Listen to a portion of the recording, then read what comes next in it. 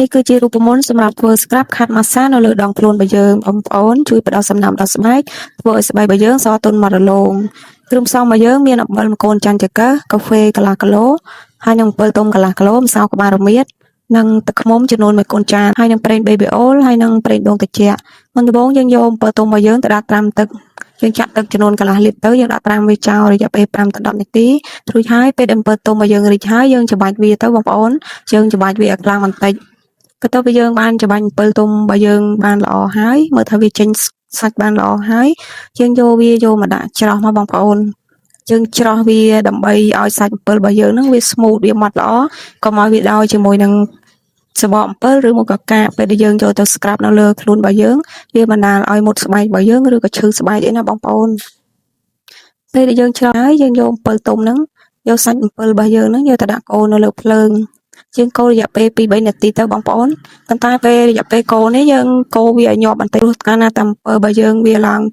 ពុះអញ្ចឹងមកវាបណ្ដាលឲ្យផ្ទុះនាំឲ្យរលាកដៃរបស់យើងបន្ទាប់ពីយើងកូរអំពិលទុំរបស់យើងបានដាច់ទឹកល្អហើយសាច់អំពិលរបស់យើងវាឡើងខ្មៅស្មូតល្អអញ្ចឹងណាបងប្អូនឥឡូវយើងមកលាយ scrub របស់យើងទាំងអស់គ្នាយើងចាក់ជាមួយនឹងកាកាហ្វេរបស់យើងហ្នឹងទាំងអស់មកយើងលាយជាមួយនឹងអំពិលទុំរបស់យើងបានកូររួចហ្នឹងហើយយើងដាក់ជាមួយនឹងទឹកឃ្មុំយើងដាក់កូនចានហ្នឹងយើងដាក់ទាំងអស់ណាបងប្អូនបន្ទាប់មកយើងលាយជាមួយនឹងម្សៅក្បាលរមៀតចំនួន1ស្លាបព្រាកន្លះម្សៅក្បាលរមៀតគឺល្អខ្លាំងបងប្អូនជួយបំបត្តិស្នាមនៅលើស្បែករបស់យើងបានល្អហើយយើងលាយជាមួយនឹងប្រេង baby oil ប្រហែលជាកន្លះវែទៅបងប្អូនបន្ទាប់មកយើងដាក់ជាមួយនឹងប្រេងដូងត្រជាក់ចំនួន1វែកពេញបងប្អូនអត់មានប្រេងដូងត្រជាក់អាចប្រើប្រេងដូងដែលយើងចម្អិនកណ្ដៅហ្នឹងក៏បានបងប្អូនបន្ទាប់មកយើងដាក់ជាមួយនឹងអំបិលរបស់យើងអំបិលយើងដាក់ទាំងអស់ដែរណាបងប្អូន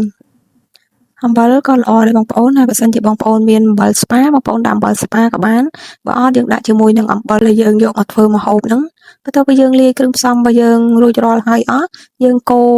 ស្កាប់របស់យើងហ្នឹងបងប្អូនយើងកូរវាឲ្យខ្លាំងបន្តិចទៅឃើញថាពេលដែលយើងកូរវាចូលគ្នាបានល្អហើយសាច់ស្កាប់របស់យើងទំនងខ្លាំងហើយមានក្លិនឈ្ងុយមែនទែនបងប្អូនឃើញសាច់ស្ក្រាប់របស់យើងហើយគួរចង់ប្រើបងប្អូនបន្ទាប់មកយើងយកស្ក្រាប់របស់យើងហ្នឹងយើងយកទៅច្រកទុកទៅក្នុងកែវអីមួយដែលស្អាតទៅបងប្អូនកែវដែលយើងច្រកស្ក្រាប់របស់យើងត្រូវតែស្ងួតល្អណាបងប្អូនកុំឲ្យសើមទឹកព្រោះកាលណាតកែវយើងមានជាតិទឹកស្ក្រាប់របស់យើងរក្សាទុកអត់បានយូរទេវាអាចនឹងដុះផ្សិតឬក៏ខូចគុណភាពអញ្ចឹងណាបងប្អូន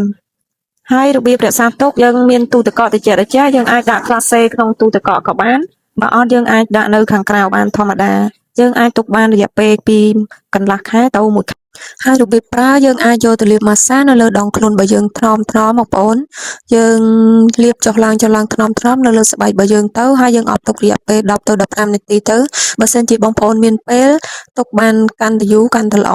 ពី20ទៅ30នាទីទៅបងប្អូនធ្វើស្បែកដៃរបស់ខ្ញុំមកបងប្អូនខ្ញុំស្រាប់ទុករយៈពេលបានតែប្រហែលជា1ទៅ2នាទីទេខ្ញុំបានទុកយូរទេហើយខ្ញុំមកលាងទឹកចេញ